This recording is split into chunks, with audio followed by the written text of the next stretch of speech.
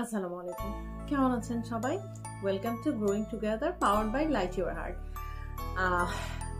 আমার আজকে আজকে যে সম্পর্কটা নিয়ে কথা বলবো, সেই সম্পর্কটা হচ্ছে মায়ের সাথে সম্পর্ক। এই যে ধরেন আমার জীবনের যত দুঃখ, কষ্ট, ভালো লাগা, হোয়াট এভার ইট ইজ, হ্যাঁ, আমার কিন্তু শেয়ার করার একমাত্র জায়গা হচ্ছে আমার মা। হ্যাঁ, আমি আমার মাকে বলি যে হ্যাঁ আজকে অনেক কষ্ট হচ্ছে, বা আজকে অসম্ভব ঘাড়ে ব্যথা হচ্ছে, এই নিয়ে রান্না করতে হচ্ছে, এই করতে হচ্ছে, ওই করতে, মানে এইসব বিভিন্ন কথাবার্তা বলি। এবং বলতে বলতে একটা সময় বলি যে আমার আর শরীরটা চলছে না।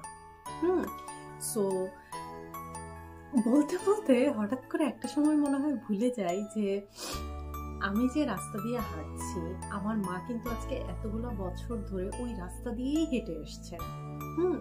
বা আমি সামনে যে রাস্তা দিয়ে হাঁটবো, সেই রাস্তাটাও কিন্তু আমার মা অলরেডি হেঁটে ফেলেছেন, নিরলসভাবে, বিরতিহীনভাবে। যে এমন একটা কাজ যেটা থেকে আসলে কোনো রিটায়ারমেন্টের কোনো সম্ভাবনা নাই। সো যতদিন বেঁচে আছেন ততদিন আমার মাকে ওই কাজ করেই যেতে হবে। কিন্তু মাঝে মাঝেই আম্মুর সাথে ঝগড়া হয় কেন? কারণ আম্মুকে বোঝানোর চেষ্টা করি যে আম্মু, তুমি কিন্তু আসলে ডিজার্ভ করো যে একদিন সকালে উঠে তুমি বলবা যে ফ্রিজে যা আছে খেয়ে নাও, বা সামনের তেহারির দোকান থেকে তেহারি আনায় খাও, আজকে আমার শরীর চলতেছে না, আমি কিছু রান্না করবো না। আবার তুমি এইটাও ডিজার্ভ করো যে তুমি একদিন সাডেনলি বলবা যে এখন থেকে সপ্তাহে 2 দিন আমি ভাবতে পারবো না কি দিয়ে কি রান্না হবে, তোমরা আমাকে বলবা কি দিয়ে কি রান্না হবে, আমি ওইভাবে করে করব। আমি আমার ব্রেইনটাকে রেস্ট দিতে চাই ওই 2 দিন।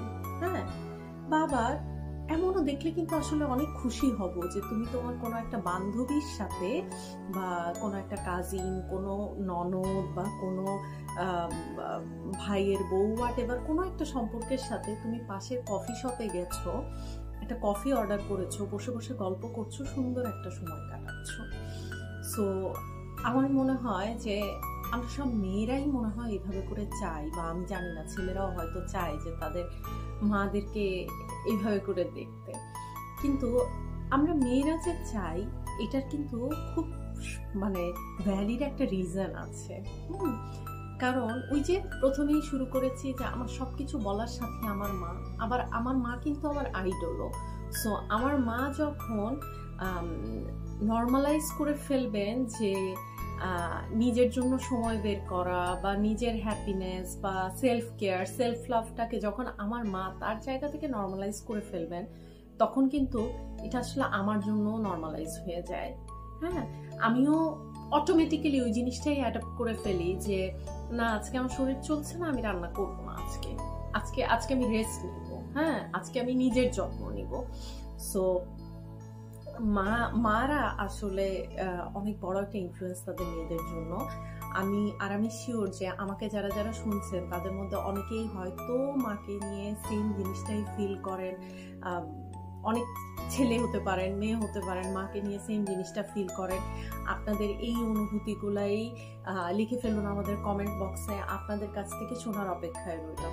ধন্যবাদ আমাকে শোনার জন্য।